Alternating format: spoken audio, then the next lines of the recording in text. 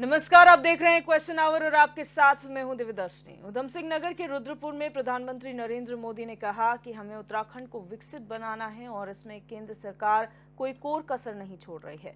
10 साल में जितना विकास हुआ वो आज तक नहीं हुआ। 12 लाख घरों को पानी कनेक्शन दिया गया, 3 लाख को स्वामित्व योजना का लाभ मिला।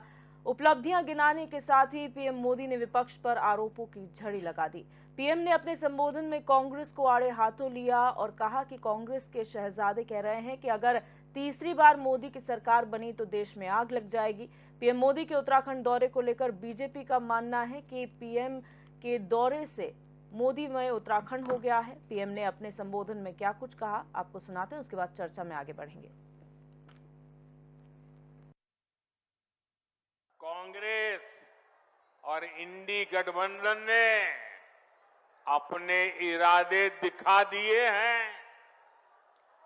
कांग्रेस के शाही परिवार के शहजादे ने ऐलान किया है कि अगर देश ने तीसरी बार बीजेपी सरकार को चुनी, आग लग जाएगी। 60 साल तक देश पर राज करने वाले 10 साल सत्ता से बाहर क्या रह गए? अब देश में आग लगाने की बात कर रहे हैं। क्या ये आग लगाने की बात आपको मंजूर है? क्या इस देश को आग लगाने देंगे? क्या आग लगाने की ये भाषा उचित है? क्या ये आग लगाने वाली भाषा लोकतंत्र की भाषा है? ऐसे लोगों को सजा करोगे? पक्की सजा करोगे? चुन चुन करके साफ कर दो। इस बार इनको मैदान में मत रहने दो भाइयों। उत्तराखंड के लोग भूल नहीं सकते कि इसी कांग्रेस ने देश के वीर सपूत स्वर्गीय बिपिन रावत जी तक का अपमान किया था। ऐसी कांग्रेस से देशभक्ति की भाषा, उनकी देशभक्ति की बातें किसी के गले उतरती नहीं है। साथियों, कांग्रेस तुष्टीकरण के दलदल में ऐसा धंस गई है कि कभी देश हित का सोच ही नहीं सकती। कांग्रेस ने देश का ऐसा बंटवारा किया कि गुरु नानक जी की उस पवित्र धरती हमसे छीन गई। दशकों तक अपने गुरु को हमें दूरबीन से देखना पड़ा। अब जाकर बीजेपी सरकार ने करतारपुर कॉरिडोर बनाकर लोगों की जिंदगी आसान की है। कांग्रेस कमजोरी न दिखाती तो हमारी सीमाओं पर नजर डालने की किसी की हिम्मत न होती, इतने बड़े सीमा विवाद न होता। कांग्रेस ने कैसे अपने हाथों से मां भारती के टुकड़े किए, इसका एक और ताजा उदाहरण देश के सामने आया है। ये हमारा उत्तराखंड तो वीर माताओं की भूमि है, जो वीर संतानों को जन्म देती है। यहां के वीर संतान मां भारती की एक एक इंच जमीन के लिए अपनी जान की बाजी लगा देते हैं। लेकिन यही कांग्रेस पार्टी, अभी जो एक बात सामने आई है, तमिलनाडु की बात तो तमिलनाडु की है, लेकिन ये वीरों की भूमि है। मातृभूमि की भक्ति क्या होती है उत्तराखंड को सिखाना नहीं पड़ता। उत्तराखंड के लोगों को भी ये कांग्रेस का गुना जानना जरूरी है। ये भ्रष्टाचारी मोदी को धमकी भी दे रहे हैं, दिन रात गाली भी दे रहे हैं। अब देखिए क्या खेल चल रहा है। हम हैं जो कह रहे हैं भ्रष्टाचार हटाओ, और वो कहते हैं भ्रष्टाचारी बचाओ। आप मुझे बताइए, भ्रष्टाचार हटना चाहिए कि नहीं हटना चाहिए? भ्रष्टाचार हटना चाहिए कि नहीं हटना चाहिए? भ्रष्टाचार से मुक्ति मिलनी चाहिए कि नहीं मिलनी चाहिए? भ्रष्टाचारी जेल जाने चाहिए कि नहीं जाने चाहिए? भ्रष्टाचारियों को सजा होनी चाहिए कि नहीं होनी चाहिए? ये देश की आवाज है, और मोदी आपकी हर आवाज को सुनता है और उसके लिए ताकत भी लगा देता है। तो 24 का रण आज यही चर्चा का मुद्दा है, जिसमें आज प्रधानमंत्री नरेंद्र मोदी ने उत्तराखंड में पहली रैली को संबोधित किया। ये महा रैली थी जिसमें हजारों की संख्या में लोग मौजूद रहे, पार्टी के कार्यकर्ता थे, और यहां पर विपक्ष पर जमकर बरसते हुए भी प्रधानमंत्री मोदी नजर आए। आज इसी मुद्दे पर चर्चा करेंगे। तमाम मेहमान हमारे साथ जुड़ चुके हैं, उनका इंट्रोडक्शन आपसे करा देते हैं। हमारे साथ सचिन गुप्ता जी भाजपा प्रवक्ता जुड़ चुके हैं, आशीष नौटियाल जी कांग्रेस प्रवक्ता लाइव जुड़े हुए हैं, मीनाक्षी गिल्डियाल जी ओकेडी प्रवक्ता हैं, और प्रेम पंचोली जी वरिष्ठ पत्रकार हमारे साथ जुड़े हुए हैं। आप सभी मेहमानों का चर्चा में स्वागत है। सबसे पहले सचिन गुप्ता जी, आज एक महा रैली हुई, प्रधानमंत्री मोदी की पहली रैली थी उत्तराखंड में 2024 के लिए। किस तरीके से आज का दिन देखते हैं? देखिए, निश्चित रूप से माननीय नरेंद्र मोदी जी पहले भी उत्तराखंड में आते रहे हैं। उत्तराखंड से विशेष लगाव माननीय मोदी जी का रहा है, और आज क्योंकि चुनावी सभा थी, लेकिन चुनावी सभा कम वो इस प्रकार से लग रही थी जैसे कि जो है जन आशीर्वाद ये रैली जो है ये लग रही थी। दूर दूर तक जो है जहाँ तक भी नज़र जा रही थी, पंडाल वहाँ छोटा पड़ गया था। सड़कों पे लोग जो है अपने लोकप्रिय नेता नरेंद्र मोदी जी को देखने के लिए जनसैलाब उमड़ रहा था। तो निश्चित रूप से जनता ने दर्शाया, जनता ने जताया, जनता ने दिखाया है कि हम उत्तराखंड के लोग जो हैं नरेंद्र मोदी जी की जो है बातों पे, नरेंद्र मोदी जी के इरादों पे, नरेंद्र मोदी जी के जो उनका जो विशेष प्यार है, तो उस पर आज जनता ने अपनी मोहर लगा दी है, दिखा दी है कि चुनाव जो है सिर्फ और सिर्फ एक तरफा है। क्योंकि मोदी जी का बहुत लगाव जो है उत्तराखंड से सदैव रहा है, चाहे वो हमारे उत्तराखंड के हमारे केदार घाटी का हो, चाहे जो है बद्रीनाथ घाटी का हो, चाहे यमुनोत्री गंगोत्री धाम का हो, हेमकुंड साहिब का हो। लगातार मोदी जी जब भी यहाँ आते हैं तो लगातार जो है हमारे उत्तराखंड के विषय में बात करते हैं, और तो और कहीं और भी अन्य प्रदेशों में वो जाते हैं तो वहाँ भी उत्तराखंड की बात उनके शब्दों में आई जाती है कहीं नहीं।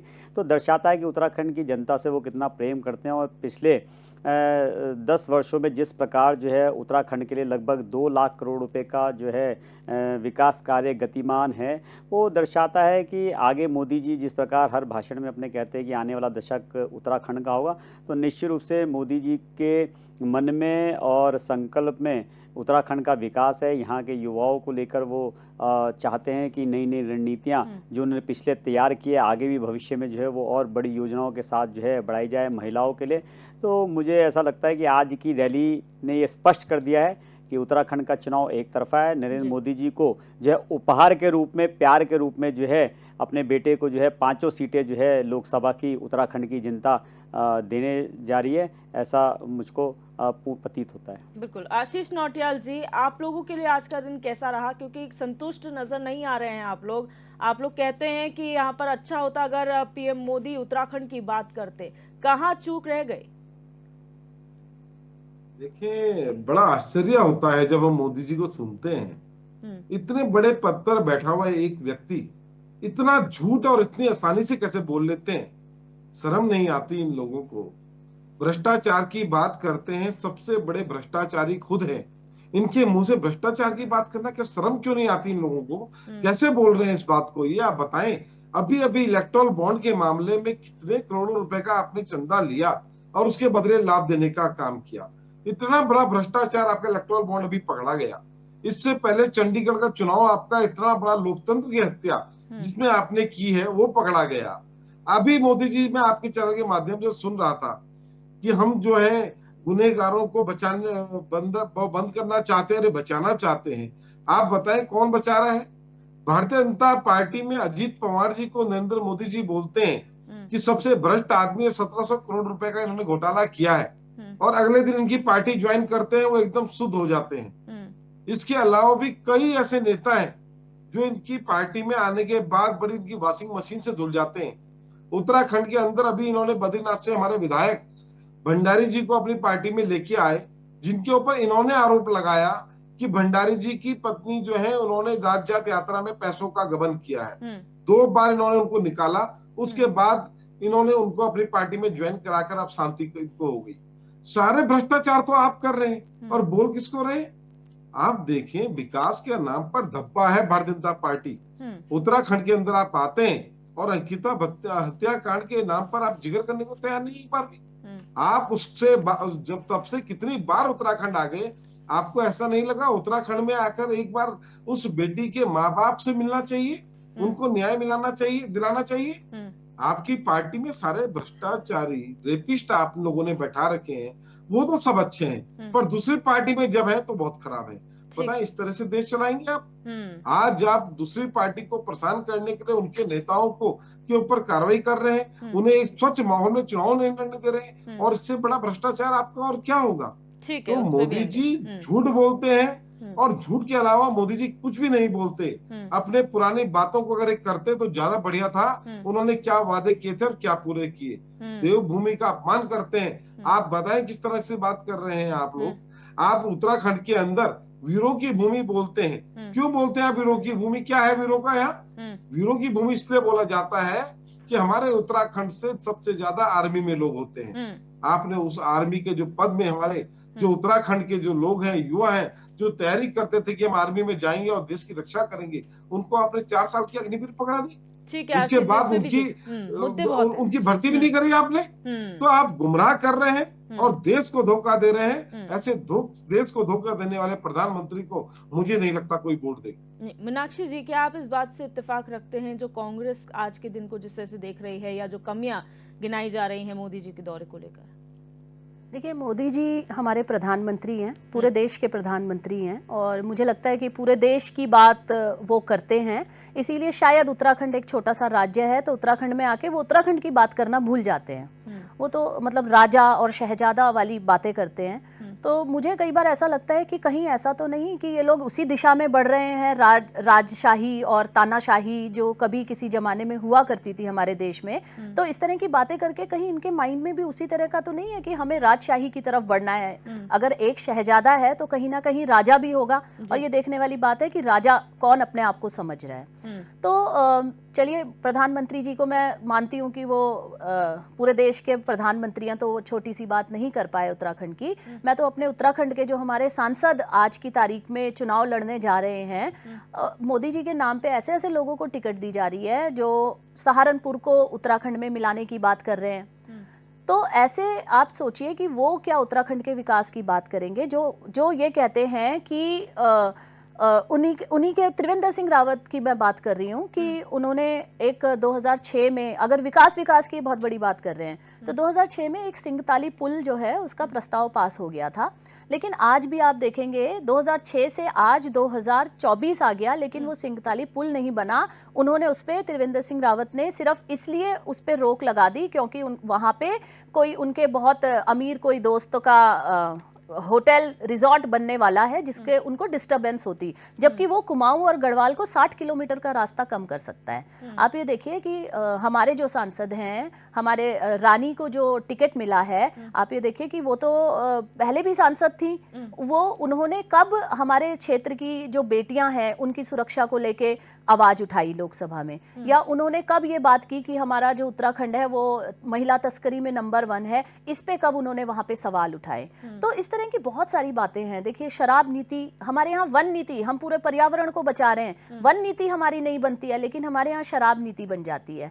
आज एक प्रत्येक घर में आप ये देखिए, सत्ताधारियों का लालच देखिए, अपने लालच के लिए ये घर घर में, उत्तराखंड के घर घर में शराब बनाने को इस तरह की नीतियां लेके आ रहे हैं। ये अपना राजस्व का लक्ष्य रखते हैं 5000 करोड़, लेकिन ये उत्तराखंड के बेरोजगारों के लिए कोई लक्ष्य नहीं रखते। ये उन लोगों के लिए लक्ष्य नहीं रखते कि हमें इतने लोगों को यहाँ पे रोजगार देना है। और जो पहाड़ की बात हम कर रहे हैं, पहाड़ के जो मुद्दे हैं, आप इनके विकास का हिसाब यहीं से लगा लीजिए कि ये महिलाओं को डांडी कांडी देने की बात करते हैं, ये महिलाओं को वहां पे स्वास्थ्य सुविधाएं देने की बात नहीं करते हैं। तो इस तरह की बहुत सारे मुद्दे हैं जिन पे हमें अपने सांसदों से ये सवाल पूछने हैं कि आप ये बताइए, मोदी जी कहते हैं कि आप इनको टिकट, आप एक कमल का बटन दबाएंगे, वोट मुझे मिलेगा, मैं यहाँ के हर एक मुद्दे पे बात करता हूँ। बताइए जरा कितने मुद्दों पे बात की।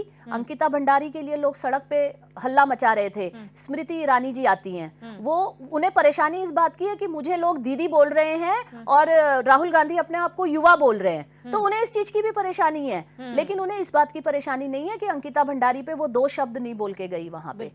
तो इस तरह से आप सोचिए कि ये मुद्दे आज की तारीख में लोकसभा के चुनाव के में आने चाहिए थे। प्रेम पंचोली जी, आपका एनालिसिस क्या कहता है, पक्ष हो चाहे विपक्ष, आज का दिन किस तरीके से आप देखते हैं? देखो, अगर सामान्य तौर पे जो आप की टीवी स्क्रीन पे जो भीड़ दिखाई दे रही है और भी बहुत सारे वीडियो फुटेज और ये सब आए हैं वहाँ से, और जिस तरह की सूचना आई है, जिस तरह से लोग दिखाई दे रहे हैं, तो लोगों में बहुत ज़्यादा क्रेज है कि मोदी जी कुछ करेंगे, और अगर वो जो बोलते हैं वो करके दिखाते हैं। और ये बहुत ज़्यादा कॉन्फिडेंस है पूरे देश के लोगों को, विशेषकर महिलाओं को ज़्यादा कॉन्फिडेंस है, क्योंकि महिलाएं ज़्यादा प्रभावित है कि मोदी जी जो बोल देते हैं वो कर देते हैं। लेकिन इसके इतर जब हम उत्तराखंड की बात करते हैं कि जब मोदी जी उत्तराखंड में जितने बार भी आए हैं, उनका एक भावनात्मक रिश्ता दिखाई देता है उत्तराखंड से, और इसीलिए मुझे लगता है कि जो इतनी भीड़ जुटी है वो शायद इसीलिए जुटी कि मोदी जी आ रहे हैं और चुनाव में कम से कम खुल कर तो बोलेंगे। इस चुनाव की खूबसूरती अपने देश में और हमारी लोकतांत्रिक व्यवस्था में कि आपको खुल करके बोलना है, आप करना क्या चाहते हैं। तो इसीलिए इतनी भीड़ जुटी है, और स्वाभाविक तौर से उस भीड़ को अगर वो वोट में कन्वर्ट होगी तो उसके जो रिजल्ट आएंगे वो अद्भुत रिजल्ट होंगे। किसके पक्ष में आएंगे ये तो कुछ भी नहीं कहा जा सकता। और ऐसे हमने पिछले 20 सालों में जितने बार चुनाव हुए हैं, इतनी भीड़ देखने के बावजूद वहां जहां वो भीड़ दिखाई दी है, वहां का वोट का जो रेशो है उसके उलट आया है, उसका रिजल्ट उसके उलट आया है। लेकिन जब मोदी जी जनसभा को संबोधित कर रहे थे, जो हमने सुना अभी टेलीविजनों में और हम जो सुन रहे हैं अभी, उससे एक बात समझ में आती है कि हमारे जो सत्ताधारी लोग हैं उत्तराखंड में, जिनके पास सत्ता है, उन्होंने कहीं ना कहीं अपने प्रधानमंत्री को सही सूचना नहीं दी, या सूचना पहुंचाने तक उनको कोई दिक्कत आई या समय नहीं रहा। क्योंकि जब भी मोदी जी उत्तराखंड में आए उन्होंने सेंटिमेंट बात की है, लेकिन इस दौरान उन्होंने एक भी ऐसी बात नहीं की है, एक भी लाइन ऐसी नहीं बोली है। उन्होंने आज जो उत्तराखंड में जो 2 सवाल बड़े तेजी से आ रहे हैं उत्तराखंड में, इतनी तेजी से आ रहे हैं कि भू कानून की यहाँ बहुत सख्त जरूरत है। आप किसी भी सोशल मीडिया प्लेटफॉर्म पे जाएंगे, या आप किसी टपरी में चाय पीने जाएंगे, या किसी भी चौक तिवारी, जो चौक हमारे पहाड़ के गांव में एक आंगन होता है, उसमें 10-12 लोग बैठ जाते हैं, उस डिबेट को सुनेंगे तो सबसे पहला सवाल भू कानून का आता है।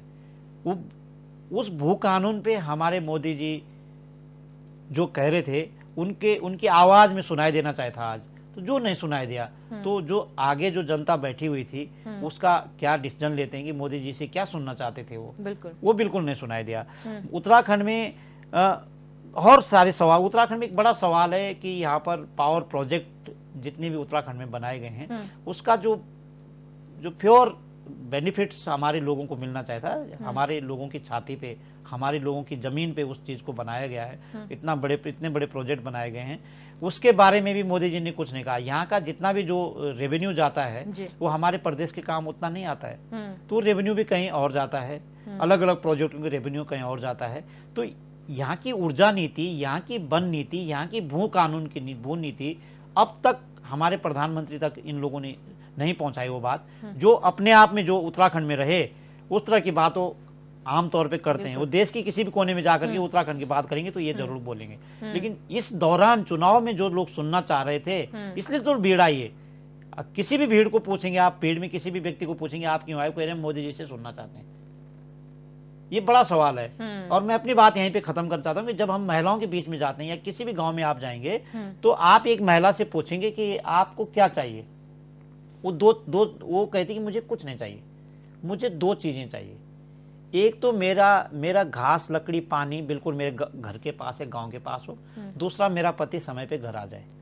2 महत्वपूर्ण डिमांड है उस माँ की, उस बहन की। और इन 2 महत्वपूर्ण डिमांड को आप जब खोलेंगे ना तो उसमें पूरी पॉलिसी है उत्तराखंड के विकास की। और ये दोनों चीजें आज मोदी जी ने नहीं कहा, इसका मतलब हमारे लोगों ने उन तक बात नहीं पहुंचाई, या कुछ क्या क्या बैरिकेटिंग कुछ लगी या बैरियर लगे, ये समझ में नहीं आया है। और ये जरूर होना चाहिए कि उत्तराखंड को 2 चीजें चाहिए, जो महिलाओं ने कहा कि 2 चीजें चाहिए, वो आज तक नहीं हुआ। घास लकड़ी पानी अभी गांव के नजदीक नहीं, बजाय दूर हो गई है जी, है ना। और जो यहाँ भू कानून, अगर भू कानून आ जाए, वन नीति आ जाए, वन नीति जो 2006 थे उसको लागू किया, लागू पता नहीं कहाँ किया, वो इस समय उन्होंने डिस्ट्रॉय कर दिया, दूसरी नीति ला दी। अगर वही लागू हो जाती तो भू कानून की जरूरत नहीं थी, बिल्कुल, जो 2006 की वन नीति थी। तो ये बड़े सवाल है उत्तराखंड को लेकर के, जिसको लोग सुनना चाहते हैं। और बाद बाकी तो इनका अपना राजनीतिक प्रोपोगेंडा है, और कौन किसको टिकट देता है, किसको नहीं देता है, वो अपने संगठन की अपनी पॉलिसी रहती है, मजबूरियां रहती है जी।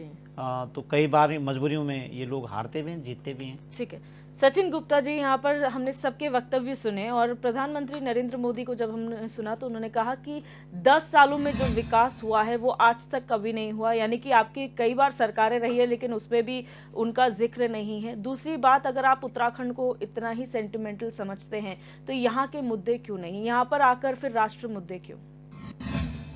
देखिए दिव्यदर्शनी, पहली बात तो यहाँ पर आकर भी राष्ट्रीय मुद्दे इसलिए कि हमारी 2 सीमाएं जो हैं वो जो है अंतर्राष्ट्रीय सीमाएं हमारी लगती हैं।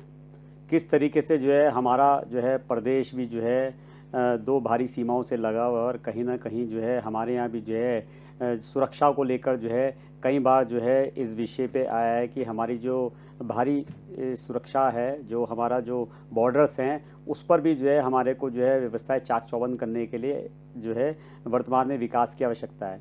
और नरेंद्र मोदी जी अपने भाषण में इसीलिए इस बात का जिक्र भी करते हैं क्योंकि अंतर्राष्ट्रीय सीमा यहाँ पर भी लगती है और बाहर भी लगती है, और किस तरीके से हमारे देश का, प्रदेश का सपूत जो है अपनी जान पर खेल कर जो है उन पे रक्षा करता है। और आज जिस तरीके से जो है सीमाओं पर जो है सड़कें पहुंचाने का काम जो है सरकार के माध्यम से किया जा रहा है, दूर दराज के क्षेत्रों में जहां पहले जो है हमारे फौज को, हमारी आर्मी को जो है कठिनाइयों का सामना करना पड़ता था, अपने सामान, अपने रोज़मर्रा की चीज़ें ले जाने के लिए भी, अपना जो है बम बारूद ले जाने के लिए भी जिस चीज़ की समस्या होती थी, आज उस समस्या को रास्तों के माध्यम से सुगम बनाने के लिए जो है माननीय नरेंद्र मोदी जी के ऑल वेदर रोड के जो प्रयास हैं वो कहीं ना कहीं दिखते हैं। तो निश्चित रूप से जो है जब अंतर्राष्ट्रीय मुद्दा उठेगा तो हमारा राज्य भी जो है अंतर्राष्ट्रीय सीमाओं से घिरा, तो इसलिए वो विषय आना सामान्य है। दूसरा, अगर सड़क जब बनती है तो वो एक मिशन के लिए नहीं बनती है खाली कि हमें बॉर्डर तक ले जानी है, वो सड़क जो है गांव के जो है छोर तक भी जाती है, वो गांव से वापसी भी आती है, वो गांव में विकास पहुंचाने का काम भी करती है, रोजगार पहुंचाने का काम भी करती है। और इससे पहले भी अगर जो है हम लोग ये देखेंगे कि हमेशा एक बहुत बड़ा सपना यहाँ रहा करता था उत्तराखंड के अंदर कि हम लोग कहा करते थे कि ना जाने जो है रेल जो है पहाड़ पर कब चढ़ेगी। तो आज जो है जिस तरीके से रेल ऋषिकेश से कर्णप्रयाग जाने का काम बने, तो खाली वो रेल का डिब्बा नहीं है, वो एक रोजगार को लाने ले जाने का एक माध्यम बनेगा, उसके माध्यम से रोजगार बनेगा। पहले हमारे देहरादून के अंदर जो है जो हवाई अड्डे हुआ करते थे वो सेलेक्टेड हुआ करते थे, 2-3 जगह जाया करते थे। आज लगभग 25 जो है हेलीपैड ऐसे बन गए जहाँ पर जो है ये हेलीपैड उड़ते हैं। और वहाँ पे मैं गया हूँ, जब मैं अभी केदार घाटी गया था तो मैंने वहाँ देखा कि हमारे उत्तराखंड के जो है कम से कम जो है एक हेलीपैड पे कम से 17 से 18 बच्चे जो हमारे उत्तराखंड के युवक युवती हैं वो वहाँ काम कर रहे हैं, जॉब कर रहे हैं, तो उनको वहाँ रोजगार मिल रहा है। तो ऐसा नहीं है कि अगर आप कहीं पर सड़क बना रहे हैं, आप कहीं रेल बना रहे हैं, कहीं हेलीपैड पहुंचा रहे हैं, या कहीं पर जो है आप कोई विकास के लिए जो कोई और व्यवस्था बना रहे हैं, तो उसका लाभ उत्तराखंड वासियों को नहीं मिलेगा। 100% उत्तराखंड वासियों को उसका लाभ मिलता है। और 2 लाख करोड़ रुपए के जो यहाँ विकास कार्य गतिमान है वो उत्तराखंड के अंदर ही हो रहे हैं ना, उत्तराखंड से बाहर तो नहीं हो रहे हैं, तो उत्तराखंड को लाभ मिल रहा है उसका। लेकिन इसमें 2 चीजें हैं यहाँ पर, एक तरफ आप विकास की अगर बात करते हैं लेकिन प्रायोरिटाइज करने की बात है, आपने सड़कों की बात की, आपने इंटरनेशनल बॉर्डर की बात की, लेकिन जो प्रायोरिटी है इस प्रदेश के इस वक्त, चाहे भू कानून की बात हो रही हो, महिला सुरक्षा की बात हो रही हो, जो सभी कह रहे हैं, वो क्या प्रायोरिटी में नहीं आनी चाहिए? बाकी तो पैरेलली चलता रहता है। दूसरी बात अगर आप कहें तो आज प्रधानमंत्री मोदी के जब शब्द हमने सुने तो कहीं ना कहीं ऐसा लग रहा था कि आप विपक्ष मुक्त करना चाहते हैं, जो लोगों से भी आप लोगों ने अपील की। विकास के काम तो हैं लेकिन विपक्ष मुक्त, तो इसको किस तरीके से देखते हैं? नहीं दिव्यदर्शनी जी, मैं आपकी बात का जवाब बिल्कुल देना चाहूँगा। प्रधानमंत्री जी जो है देश के प्रधानमंत्री हैं और उत्तराखंड से उनका लगाव भी, ये कहने की कोई बात ही नहीं है। लेकिन जो उत्तराखंड राज्य के विषय की बात आती है कि हमें भू कानून की आवश्यकता है, भू कानून के लिए माननीय मुख्यमंत्री पुष्कर सिंह धामी जी ने जो है तत्काल कमेटी बना दी और निश्चित रूप से जो है उस पर वर्किंग चल रही है, जल्दी उस पर कोई ना कोई एक्शन आएगा। लेकिन जो है हमने देश में पहला यूसीसी कानून देने का काम किया, हमने देश में पहले नकल विरोधी कानून देने का काम किया, हमने लैंड जिहाद जैसे जो है बहुत गंभीर अतिक्रमण जैसे मुद्दे पे जो है बड़ी गंभीरता से जो है इस पर कठोर कार्रवाई करने का काम किया। तो निश्चित रूप से हमारे प्रदेश की जनता की अपेक्षा भारतीय जनता पार्टी से कई अधिक है, क्योंकि उनको लगता है कि ये जो कहते हैं वो करते हैं और निश्चित रूप से जो है हमारे पे विश्वास भी है, इसीलिए लगातार जो है जनता मैंडेट दे रही है, अपना आशीर्वाद वोट के रूप में दे रही है। तो मैं इतना जरूर कहूंगा कि ये राज्य का मुद्दा है और राज्य के मुद्दे में जो है जब सरकार ने, राज्य सरकार ने एक कमेटी उसमें बना दी है तो निश्चित रूप से कमेटी का जब अध्ययन होकर आएगा, जैसे यूसीसी सरकार ने वादा किया था और यूसीसी जो है तत्काल 1 साल के अंदर अंदर लागू हो गया है जो है, तो सरकार ने वादा किया था, सरकार ने निभाया और अभी भी हमारे मुख्यमंत्री जी ने इस पर कमेटी बना दी है, उस कमेटी की जांच चल रही है। तो निश्चित रूप से सब चीजों का, क्योंकि हम एक तरफ इन्वेस्टर्स ला रहे हैं उत्तराखंड के अंदर कि ताकि यहाँ पे रोजगार बढ़े, युवाओं को रोजगार मिले, और दूसरा अगर हम इस प्रकार का, क्योंकि हमें उस कानून में भी ऐसी व्यवस्थाएं लानी पड़ेगी कि ताकि रोजगार भी स्थापित हो और यहाँ की जंगल जमीन भी बचे, तो इन सबका अध्ययन करने के लिए कमेटी बनाई गई है। निश्चित रूप से जो है प्रदेश को एक बहुत अच्छा जो है सख्त भू कानून मिलेगा और जनता इसी विश्वास के साथ, क्योंकि उन्हें पता है कि मोदी की गारंटी है तो वो धामी की गारंटी भी है, तो निश्चित रूप से जो है उत्तराखंड के जो की जन अपेक्षा हैं, भारतीय जनता पार्टी की सरकार, पुष्कर सिंह धामी जी, नरेंद्र मोदी जी उन सब वादों को पूरा करेंगे। क्योंकि जो है नरेंद्र मोदी जी की एक विशेषता ये जरूर है कि यदि कोई काम जनहित में होने वाला होता है और उनको लगता है कि मेरे प्रदेश के, मेरे देश की जनता के काम आए, तो निश्चित रूप से जो है वो उसको करते हैं, ना कि विपक्ष की तरह जो है विपक्ष आज जिस तरीके से जो है विपक्ष ने घेराबंदी कर रखी है। एक तरफ जो है जैसे आज खुद माननीय नरेंद्र मोदी जी ने कहा कि एक तरफ मैं कह रहा हूं भ्रष्टाचार हटाओ, वो कह रहे हैं भ्रष्टाचार जो है लाओ। तो ये स्थिति जो है देश के अंदर जनता देख रही है। और जहां तक बात है विपक्ष को हटाने की या जो है कांग्रेस मुक्त करने की या विपक्ष मुक्त करने की, तो देखिए लोकतंत्र है, इस लोकतंत्र में वोट की जो सबसे बड़ी ताकत है वो जनता के हाथ में, जनता ही किसी को जो है कुर्सी पे बिठाती है और जनता ही जो है उसे कुर्सी से उतारती है। तो आज अगर देश के अंदर से जो है सभी भ्रष्टाचारी पार्टियां, चाहे उसमें कांग्रेस भी सबसे टॉप पे रही हो, अगर उस पार्टी को हटाने का काम, उसे कुर्सी से खींचने का काम, उसे उतारने का काम अगर किया है तो इस देश की जनता ने किया है। क्योंकि देश की जनता बहुत लंबे समय से जो है केवल भाषण सुन के जो है तंग आ चुकी थी और देख रही थी किस तरीके से जो है हमारी गाड़ी कमाई का पैसा, हमारे टैक्स का पैसा जो है कांग्रेस राज में जो है किस तरीके से जो है उनके खाते, उनके बैंक बैलेंस बढ़ा रहा था। तो आज जो है नरेंद्र मोदी ने जिस तरीके से जताया कि सही नियत से, आज उन्होंने ये साबित कराया, आज देश की जनता ने साबित किया कि अगर सही नियत हो, सही नेतृत्व हो तो निश्चित रूप से जो है देश का विकास किया जा सकता है, जो वर्तमान में हो रहा है। तो अगर विपक्ष कहीं ना कहीं जो है लुप्त हो रहा है या विलुप्त हो रहा है तो उसे वो देश की जनता है, देश की जनता ही जो है उन्हें नकारने का काम कर रही है। भारतीय जनता पार्टी अपना काम कर रही है, सबका साथ, सबका विकास, सबका विश्वास और सबका प्रयास के मंत्र को लेकर हम आगे चढ़े, जिसमें जनता का भरपूर आशीर्वाद भारतीय जनता पार्टी को, नरेंद्र मोदी जी को मिल रहा है। आशीष नौटियाल जी, ऐसा तो नहीं है कि क्योंकि आप लोग विपक्ष के तौर पर ये जनता के सामने मैसेज दे रहे हैं, हम असहाय हैं, हमारे बैंक अकाउंट सील कर दिए गए हैं, हमारे नेताओं पे कार्रवाई हो रही है, ईडी सीबीआई के डंडे पड़ रहे हैं, तो जनता के बीच में मैसेज ये जा रहा है कि विपक्ष खुद असहाय है तो जनता की आवाज क्या उठाएगा, तो ऐसा मैसेज जाने क्यों दिया जा रहा है? देखिए, सबसे ज्यादा असहाय अगर इस दुनिया में या देश में कोई है तो वो प्रधानमंत्री नरेंद्र मोदी जी है, जो आकर जनता को बता रहे हैं कि मुझे लोग गाली दे रहे हैं। बताएं कितनी बुरी बात है, प्रधानमंत्री गाली दे दी, बताओ है किस तरह अपना दुखड़ा रो रहे हैं। आप देश की नहीं सोच रहे? अंकिता हत्याकांड जैसा कितना बड़ा कांड देश राज्य के अंदर होता है, उसकी नहीं सोच रहे। मुझे गाली दे दी, तुम हो क्या? क्या गाली दे दी तुम्हें? तो झूठ बोलने का काम करते हैं। जितनी बदतमीजी प्रधानमंत्री जी के द्वारा की जाती है, मेरे ख्याल से किसी और के द्वारा नहीं की जाती हो। आप देखिए किस तरह से बोलते थे, जर्सी गाय, किसी महिला को जर्सी गाय बोलते। ये तमीज किसने सिखाया आपको? आप कांग्रेस की विधवा बोलने का काम करते हैं, किसने बताया आपको? आप 70 साल आपको देश के अंदर हुए, आप प्रधानमंत्री बने या मुख्यमंत्री बने, आपकी पार्टी चली, आप 70 साल से चल रहे हैं और आप कह रहे हैं कि विपक्ष जो है कुछ किया ही नहीं। हमने इनको पढ़ा लिखा के इस लायक बना दिया कि ये हमसे बहस कर रहे हैं और हमसे बदतमीजी कर रहे हैं। आप कह रहे हैं विपक्ष से कुछ नहीं किया। क्या चाहते हैं विपक्ष से आप? और आज सरकार है भाजपा की और इल्जाम लगा रहे हैं कांग्रेस पे। तो ये कहाँ की बात है? सबसे बड़े असहाय अगर कोई है तो प्रधानमंत्री मोदी जी, जिनको बहुत गालियां लगती है कि मुझे गालियां दी जाती हैं, और वो जनता के सामने एक ऐसे लाचार होकर दिखाते हैं, देखो मुझे गाली देती, मुझे बचाओ। तो सबसे बड़े लाचार तो प्रधानमंत्री मोदी जी। लेकिन आपने 10 साल में क्या किया? विपक्ष का चेहरा कौन? क्योंकि पक्ष का तो चेहरा है प्रधानमंत्री मोदी, कैसा वो पूरा चेहरा चाहिए चुनाव। आपको? कैसा चेहरा चाहिए? प्रधानमंत्री का चेहरा कौन? एक चेहरा होता है इंडिया जनता के गठबंधन सामने। है, इंडिया गठबंधन है, उसके अंदर चेहरा भी होगा। पहले सीटें आएंगी तो चेहरा भी होगा, उसमें क्या दिक्कत है? और चेहरे क्यों नहीं है? सारे नेता चेहरे होते हैं, जो चुनाव लड़ते हैं वो सब चेहरे होते हैं। चेहरे का क्या मतलब होता है? पहले गठबंधन को चुनाव लड़ने दो और चेहरा देखेंगे। हमने आज से पहले भी मनमोहन सिंह भी चेहरा दिया है, और किस तरह चेहरा थे सब पूरी दुनिया जानती है।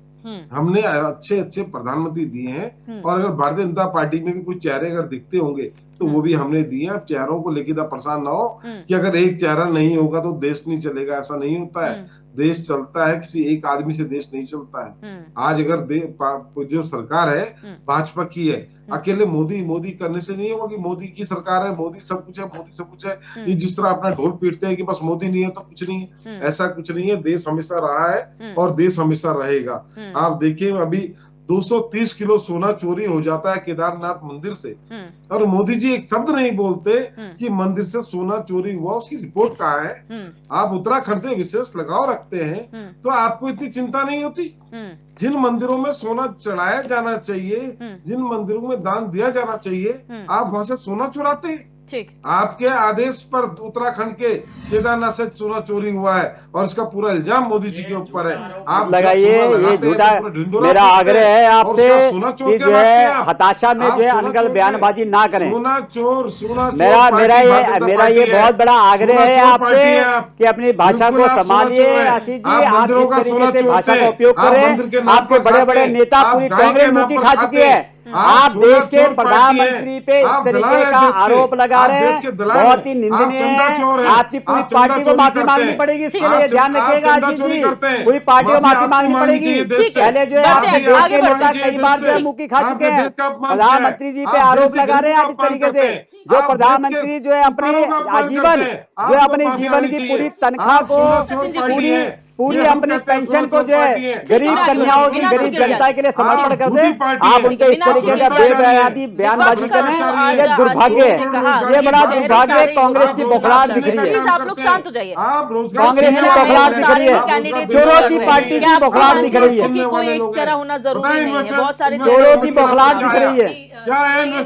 तो मैं शायद अपनी बात रख सकूं। प्लीज आशीष जी प्लीज आगे बढ़ते हैं, आरोप प्रत्यारोप से आगे बढ़ते हैं। डिबेट में और भी गेस्ट हैं, प्लीज। जी हाँ जी, आपने बहुत अच्छी बात उठाई, चेहरे वाली बात। देखिए, ये तो राजनीति का बिल्कुल जो ढर्रा था उसको ही बदल दिया गया है। अगर मेरे क्षेत्र में कोई पार्षद चुनाव लड़ता है तो मेरे लिए चेहरा कौन होना चाहिए? मेरे लिए चेहरा वो पार्षद का वो व्यक्ति होना चाहिए जो मेरे एरिया का काम करेगा।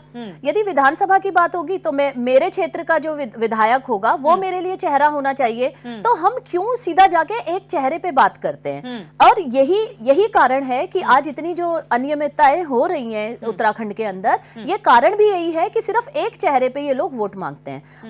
मैं वही बात मैंने शुरू में भी की थी कि हमें तो अपने 5 जो हमारे सांसद के चेहरे हैं उन चेहरों से सवाल पूछना चाहिए, हमें उनके पिछले कार्यकाल के बारे में पूछना चाहिए।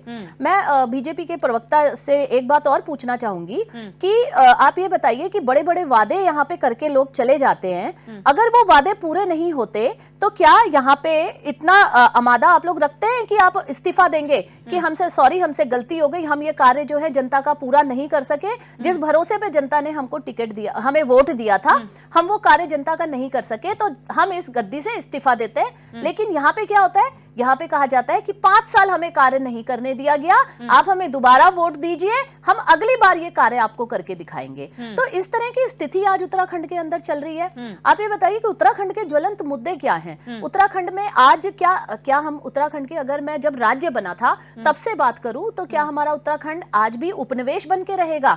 हमारे उत्तराखंड के हम जल जंगल जमीन की बात कर रहे हैं, क्या वो जल जंगल जमीन, आप ये सोचिए, संवैधानिक अधिकार है ये हमारा कि उत्तराखंड के परिक्षेत्र के अंदर जितना जितना भी क्षेत्र आता है वो उत्तराखंड का होना चाहिए। लेकिन आज भी क्यों उत्तर प्रदेश हमारी जमीनों पे, हमारी नदियों पे अधिकार जमा के बैठा है? इन बातों पे क्यों नहीं सवाल उठते हैं? मैं बात कर रही हूँ कि हमारे उत्तराखंड की बोली भाषा की अगर हम बात करें, हम बात कर रहे हैं ना कि प्रधानमंत्री जी बड़ा भावनात्मक जुड़ाव यहाँ पे रखते हैं, जहां भी जाते हैं वो उत्तराखंड की बात करते हैं। तो आप ये बताइए उत्तराखंड की पहचान क्या है? उत्तराखंड की बोली भाषा यहाँ की पहचान है, यहाँ की संस्कृति यहाँ की पहचान है। उसके संरक्षण के लिए क्या किया जा रहा है? यहाँ पे तो वो चीजें खत्म की जा रही है ना। भू कानून की हम बात कर रहे हैं, भू कानून की आवश्यकता इसलिए है कि जिस तरह का इन्वेस्टर समिट ये लोग लेके आ रहे हैं, आप देखिए इन्वेस्टर समिट पिछली बार भी जो आया था 2018 में, उसमें कितना इन्वेस्ट हुआ उत्तराखंड के अंदर, लेकिन उसके नाम पे उत्तराखंड में लूट खसोट मचाई गई। यहाँ की जमीनें जो हैं कौड़ियों के दाम खरीदी गई, और यहाँ पे आप ये भी बोला गया था कि अगर वो जिस कार्य के लिए ली जाती है, अगर वो पूरा नहीं होता तो वो जमीनें वापस ले ली जाएंगी। पूछिए जरा इनसे पूछिए वो डिटेल कि कितनी जमीनें इन लोगों ने वापस ली हैं। लेकिन मीनाक्षी गिल्डियाल जी, जब हम चेहरे की बात कर रहे हैं, आपको ये नहीं लगता कि विपक्ष के पास चेहरा मजबूत नहीं है, ये चेहरे मजबूत नहीं है, जिससे जनता आपसे रिलेट नहीं कर पा रही है और बार बार जो है इनको बहुमत मिल रहा है, इनका कॉन्फिडेंस और बढ़ रहा है? नहीं, ये देखिए, ये कॉन्फिडेंस तो ओवर कॉन्फिडेंस है। एक दिन ये खत्म होगा, क्योंकि जनता भी कब तक ये जुमलेबाजी सुनेगी। दूसरी बात, हम जब चेहरे की बात कर रहे हैं तो मैं फिर वही बात कर रही हूँ कि हमें जनता के बीच में विचारों को लेके जाना है, ना कि चेहरों को लेके जाना है। हमें ये चीजें बतानी है कि भाई जनता का क्या नुकसान हो रहा है। आप सिर्फ एक चेहरे के पीछे भाग भाग के कितना बड़ा नुकसान अपना स्वयं का कर रहे हैं। आप बताइए कि अगर प्रधानमंत्री जी को, मतलब मोदी जी को दोबारा प्रधानमंत्री चुनना है तो उसके लिए तो 272 वोट काफी हैं। तो ये 400 पार का नारा क्यों लगा रहे हैं? ये बहुत बड़ा सवाल है कि 400 पार का क्या मतलब है। आप जब 272 से आप प्रधानमंत्री चुन सकते हैं, तो आप क्यों 400 पार का नारा लगा रहे हैं? क्योंकि आपको संविधान में बहुत सारे बदलाव करने हैं। मैंने जो बोला कि राजशाही का जो ये यहाँ पे सिस्टम शुरू करना चाहते हैं, उसके लिए इन्हें संविधान में बहुत बदलाव करने की आवश्यकता है। जो हमारा संविधान है, जो कि भारत का संविधान, जो कई देशों के संविधान से मिला के बनाया गया था, जो यहाँ की संप्रभुता को इकट्ठा की बात करता है, जो यहाँ के लोगों को इकट्ठा रखने की बात करता है, ये उसी संविधान में बदलाव करना चाहते हैं। और यही कारण है कि ये 400 पार और कांग्रेस खत्म का नारा लगा रहे हैं। आज बहुत आवश्यकता है कि देखिए, और ये बात भी सच है, गुप्ता जी ने स्वयं बोला कि जनता ही है जो चढ़ाती भी है और जनता ही है जो गिराती है। हो सकता है कि जनता जो है इनके झूठे जो बहलावे वाली जो बातें हैं उनमें आ गई, लेकिन कब तक आएगी? जनता भी इतनी बेवकूफ नहीं है। आपके वादों की मैं बात करूं तो लोकायुक्त, भ्रष्टाचार की बात करें, इलेक्टोरल बॉन्ड पे बात कर लीजिए ना। इलेक्टोरल बॉन्ड जो इतना बड़ा चंदा आया, आप कह रहे हैं कि जनता का पैसा कांग्रेस ने खाया। ये बताइए कि इलेक्टोरल बॉन्ड जो ये कंपनी ने इनको दिए हैं, वो किसका पैसा दिया है? क्या इन्होंने पैसे आरबीआई में पैदा किए हैं? नहीं, ये भी सारा का सारा जनता का पैसा ही है, जो इन्होंने पोस्टरबाजी और चुनावों में जाके खर्च किया है अपना, और अपने स्वयं की जो इनकी संपत्तियां हैं उनको बढ़ाने के लिए इन्होंने ये पैसा इस्तेमाल किया है। आज ये बात करते हैं कि हमने 5 किलो राशन हम जनता को दे रहे हैं। अरे ये तो डूब मरने वाली बात है कि आप आज जितने ज्यादा लोगों को राशन दे रहे हैं, उतनी ज्यादा आपके लिए शर्म की बात है कि आप लोगों को रोजगार नहीं दे पा रहे हो, आप लोगों को फ्री का 5 किलो का राशन बांट रहे हो। तो बहुत ही, मतलब आप ये सोचिए कि जनता भी ये सब चीजें देख रही है, और जनता डेफिनेटली इन चीजों को समझेगी। और उत्तराखंड के जो लोग हैं बहुत भोले भाले लोग हैं, मैं ये मानती हूँ, और लेकिन इतने भी भोले नहीं है कि आपकी हर बार जो है आपके धोखेबाजी के अंदर, आपके बहकावे में ये लोग आएंगे। बिल्कुल। प्रेम पंचोली जी, यहाँ पर एक बात आई चेहरों की, और जहां तक प्रधानमंत्री नरेंद्र मोदी की बात रही, 2014 के बाद से भारतीय जनता पार्टी ने हमेशा कोशिश की है कि कोई भी चुनाव हो, कोई भी बड़ा मौका हो, प्रधानमंत्री का दौरा उत्तराखंड में जरूर होना चाहिए। ऐसे में विपक्ष का मजबूत ना हो पाना, क्या सिनारियो बनता हुआ नजर आता है आपको? बिल्कुल, ये तो चेहरे की कहानी तो नई नहीं ना, चेहरे कहानी तो पुरानी चल के आई, जब से हमारा देश आजाद हुआ है। तो ये कोई बड़ी बात नहीं है, पर हमारे पास चेहरा नहीं तो हम अब चेहरा कहाँ से दिखाएंगे? हर किसी संगठन की बात है, कोई भी छोटा सा सामाजिक संगठन है, उसके पास भी एक चेहरा होता है। तो ये कोई नई बात नहीं है, मुझे लगता है कि इसमें बहस करने की जरूरत भी नहीं है। लेकिन प्रधानमंत्री जी की आज 2 सभाएं थी, एक राजस्थान में और एक यहाँ उत्तराखंड में। दोनों सभाओं को जब आप सुनेंगे तो एक कॉन्क्रीट मैनिफेस्टो, उनकी बातों से जो सुनना चाहती थी जनता, वो सामने नहीं आ पाया कि वो देश को किधर ले जाना चाहते हैं। क्योंकि तीसरी बार वो चुनाव जीत रहे हैं, जैसे वो खुद कंधा ठोक रहे हैं पूरी भारतीय जनता पार्टी। वो चुनाव जीत रहे हैं और 400 से पार जा रहे हैं और 400 पार जाएंगे तो बहुत सारे फेरबदल करेंगे, ऐसा वो इशारों में भी कहते हैं। वो एकदम इस तरह से धमकी देके तो नहीं कह रहे हैं, लेकिन 400 पार जाएंगे तो दोनों सदनों में वो अपनी पैठ बनाएंगे और कुछ संविधान में परिवर्तन की लाने की कुछ कोशिश करेंगे। तो ये तो एक राजनीतिक मुद्दा भी है और ऐसा होता भी होगा। लेकिन दोनों सभाओं में प्रधानमंत्री जी ने इस देश को क्या वो देना चाहते हैं, उनके मैनिफेस्टो में ऐसी कौन सी चीज है कि वो इस देश को एक नई इबारत लिखेंगे इस देश के अंदर। क्योंकि जो वर्तमान दौर है, एक जमाना था कि जब पोलिंग बूथ पे लोग वोट देने जाते थे तो आधा लोग डर जाते थे कैसे जाएं वोट देने के लिए, क्योंकि कई बार ऐसी शिकायतें हम तो तब पढ़ते थे, लेकिन हमारे पास अब जो हमारे सीनियर लोगों को कहते कि नहीं वहाँ डर लगता है, वहाँ तो पूरा बूथ कैप्चर हो गया है। लेकिन आज दूसरी शिकायत आ रही है कि जो भी बटन दब रहा है वो कमल के फूल पे दब रहा है, बटन कोई और दबा रहा है। तो जो ये बूथ कैप्चरिंग है ये टेक्नोलॉजी ने हाईजेक कर दिया। तो इस पे कौन बात करेगा? जो प्रधानमंत्री जी से यही तो लोग सुनना चाहते थे कि जो दोनों सभाओं में जो भारी भीड़ दिखाई दी, प्रधानमंत्री जी से यही सुनना चाह रहे थे। और जब हम उत्तराखंड की बात करते हैं तो जब आप जिस प्रदेश में आप जाते हैं उस प्रदेश के लोगों की अपेक्षा यही रहती कि हमारी जो मेन प्रॉब्लम है, जो मुख्य प्रॉब्लम है हमारे प्रदेश की, उस पे हमारे परिवार के मुखिया यानी कि हमारे देश के मुखिया, हमारे देश के प्रधानमंत्री क्या कहना चाहते हैं। क्योंकि ये नई सरकार अब जून के बाद नई सरकार बन जाएगी, तो जो नई सरकार सत्ता में आएगी, भारतीय जनता पार्टी अगर सरकार में आती है, वो क्या कहना चाहती है, तो ये सुनना चाह रहे थे। तो ये हमारे प्रधानमंत्री जी ने नहीं कहा। अभी मैं आपको बता दूं कि अभी मैंने आपकी ये लाइव जो डिबेट है ना शेयर की अपने उसमें व्हाट्सएप में की, तो एक मेरा साथी, मेरे जानने वाला पता नहीं किस पार्टी से है, वो ये लिख रहा है कि आपके बगल में भारतीय जनता पार्टी के प्रवक्ता बैठे हुए हैं, उनके संविधान में ये है कि 65 साल की 70 साल से ऊपर के लोग चुनाव नहीं लड़ेंगे। तो उनसे ये पूछिए कि महारानी को टिकट क्यों दिया, क्या मजबूरी थी, थोड़ा उनसे पूछ लीजिए। तो मैंने उनकी बात आप तक पहुंचा दी है, सचिन भाई तक, लेकिन वो बताते हैं कि नहीं बताते हैं। तो ये लोग मुझे व्हाट्सएप में तो मैंने उनको मैसेज लिखा कि आप उस पर लिखो डायरेक्ट पेज पे, वो मुझे व्हाट्सएप में लिख रहे हैं कि ये क्या मजबूरी थी। दूसरा वो ये कह रहे हैं कि हमारे प्रदेश में जो सवाल मैंने पहले बोला वो उस मेरी बात में सहमत है, सुन रहे हैं उसको, उस बात को कह रहे हैं। और ये कह रहे हैं कि एक दूसरा सवाल जो पर्यटन, जो प्रधानमंत्री जी ने थोड़ा इशारा किया वहां पर रुद्रपुर में कि ये पर्यटन का दौर आने वाला है उत्तराखंड में, जो है पर्यटन का एक ऐसी इबारत लिखने वाले हैं कि घर घर में रोजगार शुरू हो जाएगा।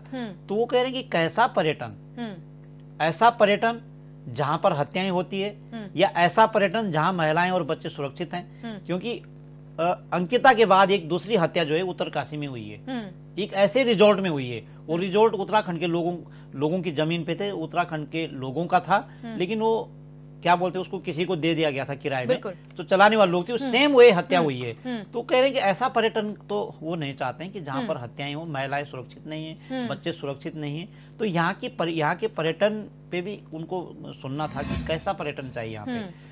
पर देर इस बात की हुई कि प्रधानमंत्री जी को जो कहना था वो कह नहीं पाए।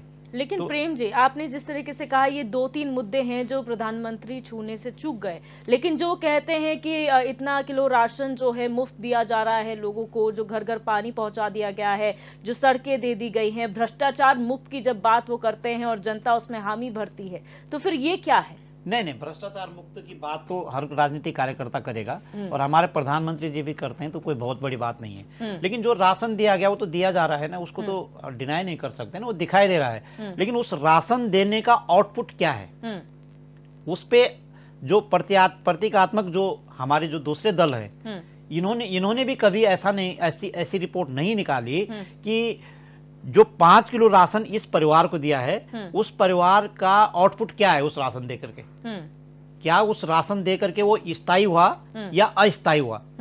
यानी कि जब हम रोजगार की बात करते हैं वो स्थायी रोजगार है या अस्थायी रोजगार है, तो वही सवाल राशन देने का है। राशन देने के बाद उस परिवार की स्थिति क्या हुई, वो आगे बढ़ा या 2 कदम पीछे गया या और पीछे गया? इस तरह की जो कहानियां हैं या इस तरह का जो आउटपुट आना चाहिए वो अब तक नहीं आया। और ये बड़ा सवाल है उत्तराखंड में, ये पूरे देश में, कि वो जो 5 किलो राशन घर घर दिया गया है, ये सवाल सीधा रोजगार पे जाता है। और रोजगार का मतलब ये है कि टोटल आप उसका निकाल दीजिए, उस 5 किलो राशन का प्रत्येक महीने का, एक परिवार को 5 किलो या एक व्यक्ति को, एक राशन कार्ड को 5 किलो दिया जाता है, तो उसका जो टोटल बजट आता है, उस बजट में कितने लोगों को स्थायी रोजगार दे सकते हैं, अस्थायी नहीं, स्थायी रोजगार दे सकते हैं। अगर कितने लोगों को दे सकते हैं, माना एक गांव में 50 फैमिली रहती है और उस 50 फैमिली में अगर 10 फैमिली सरकारी स्थायी रोजगार वाले हैं, परमानेंट रोजगार है, तो उस 50 फैमिली की अपने आप ही रोजगार की स्थिति सुधर जाएगी। क्योंकि जो आर्थिक स्थिति मजबूत होती है ना 10 फैमिली की, वो पैसा वहां पर बंटता है। और भ्रष्टाचार जब खत्म करने की बात ये करते हैं, तो भ्रष्टाचार जो बढ़ रहा है ना, यहां से मुट्ठी में आ गया भ्रष्टाचार और कहीं और उसको इन्वेस्ट कर रहे हैं। भारतीय जनता पार्टी के बहुत नजदीकी और हमारे देश के बहुत बड़े पत्रकार हैं, भारत झुनझुनवाला, उन्होंने एक बार लिखा था कि भ्रष्टाचार कैसे बढ़ रहा है। उन्होंने कहा कि एक बड़े अखबार के एडिटोरियल में आया था, उन्होंने कहा कि जब हम यहाँ से पैसा की पोटली उठाएंगे, हम 10 जने या 2 जने, और हमने वो पोटली सीधी कहीं ऐसी जगह इस सीमा से बाहर ले गई, तो यहाँ के लोगों के काम नहीं आए वो पैसा। और अगर माना पैसा की पोटली मैंने उठाई और मैंने यहीं पे वो खर्च कर दिया, मकान बनाया, दुकान बनाया, सड़क बनाया, पुल बनाया, कपड़े खरीदे, तो पैसा यहाँ पर बंट रहा है, तो कोई मजदूर के पास जा रहा, गाड़ी वाले के पास जा रहा, पानी वाले के पास जा रहा, अलग अलग टेक्नीशियन के पास जा रहा, तो वो पैसा जब यहाँ से उठाए और यहीं बंटेगा तो भ्रष्टाचार नहीं है। तो कैसे भ्रष्टाचार खत्म करना चाहते हैं, जो मैं कह रहा था, उस पे बातचीत अब इस देश के अंदर नहीं हुई है। और 21वीं सदी में जब हम टेक्नोलॉजी के जमाने में जी रहे हैं, अब तक बात नहीं हो रही है। टेक्नोलॉजी के जमाने में चुनाव की बात नहीं हो रही है कि आप पोलिंग कैसे करोगे, उस पर भी बात नहीं हो रही है। ठीक है, आप लाइन लगा करके पोलिंग करोगे। तो ये बड़े सवाल है इस देश के लिए, जो देश और राज्य और के लिए करने चाहिए। और माननीय प्रधानमंत्री जी का जो विजन है, जो नए जो आधुनिक हिसाब से वो सोचते हैं, तो उनको इस पे भी सोचने की जरूरत है आज कि हम जब पोलिंग वोट देने जाएं तो लाइन लगा के न जाएं। क्या हम घर बैठे वोट दे सकते हैं? बिल्कुल। तो ये बड़ा सवाल है। मैं फाइनल कमेंट की ओर बढ़ूंगी। सचिन गुप्ता जी, जो प्रेम पंचोली जी ने कहा और जो मीनाक्षी गिलजाल जी ने सवाल पूछे हैं, उनका ही जवाब मैं आपसे फाइनल कमेंट में लूंगी। देखिए दिव्यदर्शिनी जी, जहाँ तक बात है देश के चुनाव की और इसकी, तो भारतीय जनता पार्टी हो चाहे नरेंद्र मोदी हो, वन नेशन वन इलेक्शन की ओर आगे बढ़ रहे हैं। उसके पीछे मंशा सिर्फ यही है कि देश की गाड़ी कमाई का पैसा जो है बच सके, और जो बार बार हजारों करोड़ रुपए जो है चुनाव में खर्च होता है, उससे जो है कहीं ना कहीं वो देश के विकास के काम है। दूसरी बात है भ्रष्टाचार के विषय पे अभी जो है प्रेम भाई ने अपने काफ़ी सारे विषय रखे। तो मैं बताना चाहता हूँ, एक दौर वो भी था जब देश के प्रधानमंत्री कहा करते थे कि 1 रुपये भेजते हैं, नीचे 10 पैसे पहुँचते हैं। लेकिन आज एक देश की सरकार चल रही है जो कि बिल्कुल पारदर्शी रूप में, अगर ऊपर से जो है किसान के खाते में 2000 डाल रहे हैं तो 2000 ही जा रहे हैं, अगर किसी गरीब के खाते में 1500 डाल रहे हैं तो 1500 ही जा रहे हैं। तो निश्चित रूप से DBTL की एक विशेष योजना भी भारतीय जनता पार्टी की मोदी सरकार ने शुरू करी है, और तमाम ऐसे विषय हैं जिसको जो है पारदर्शिता लाते हुए जो है सरकार ने ये दर्शाया, ये जताया, और आम जनता का विश्वास पाया है कि जनता को यकीन हुआ है कि आज जो सरकार है वो हमारे साथ है। आज जो है अटल आयुष्मान के माध्यम से जो है हम 5 लाख का जो है बीमा एक गरीब आदमी को जो है उसके असहाय, उसके दुख के समय पे जो है हॉस्पिटल में उपलब्ध करा रहे हैं। तो ये जनता समझती है। और मैं एक बात और अपनी बात कह के इस बात को अपने खत्म करूंगा। एक देश का प्रधानमंत्री हमारे राज्य में आता है, हमारे यहाँ की भाषा बोली में आके जो है आम जनता का अभिनंदन करता है, उनका स्वागत करता है। हमारे देश के, हमारे प्रदेश के जो है मोटे अनाज को, जिसको हमारे प्रदेश के बाहर के लोग, हमारे गांव के बाहर के लोग नहीं जानते थे, आज उसे जो है इंटरनेशनल, अंतर्राष्ट्रीय स्तर पे जाके उसको पहचान दिलाने का काम किया है। हमारे जो उत्तराखंड के हमारे जो तीर्थ स्थान है, उस तीर्थ स्थानों में बार बार आकर जो है मोदी जी ने पूरे विश्व में जो है उसका व्याख्यान किया है कि हमारे यहाँ इस देवभूमि में जो है ऐसे ऐसे दर्शन के लिए जो है जगह है जहाँ पे आप आकर जो है अपना जो है सम्मान, यहाँ पे आके पूजा प्रदान कर सकते हैं। दूसरा, अभी मोदी जी अपना जो लास्ट बार जो यहाँ पे उत्तराखंड के आए थे, यहाँ पर आके उन्होंने जो एक बहुत सुंदर बात कही कि आप जो है भारत से बाहर, आप जो है वेडिंग डेस्टिनेशन में जाते हैं, बाहर आपको शौक है, उद्योगपतियों से निवेदन किया कि आप भारत के अंदर करिए ताकि करेंगे।